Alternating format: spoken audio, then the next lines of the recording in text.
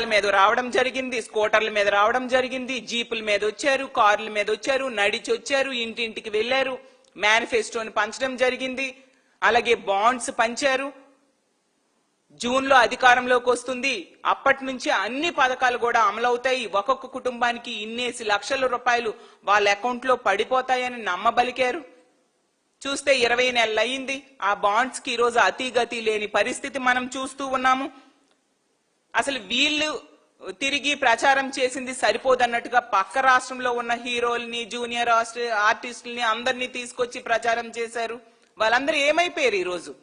మరీ ముఖ్యంగా తీసుకుంటే ఎంత దారుణంగా వీళ్ళు ప్రచారం చేశారంటే, వీళ్ళు ఇంటింటికి తిరిగేటప్పుడు మేము చంద్రబాబు నాయుడు గారి తాలూకా వచ్చాం, పవన్ కళ్యాణ్ గారి తాలూకా వచ్చాం, లోకేష్ గారి తాలూకా వచ్చామని చెప్పారు. నీకు 18,000, నీకు 18,000, నీకు 18,000 అన్నారు. నీకు నెలకి 1,500 అని చెప్పారు. ఏది ఆ ఆడబిడ్డనిది? 20 నెలలు అయింది కదా, ఏది ఆడబిడ్డనిది అని నేను అడుగుతూ ఉన్నాను.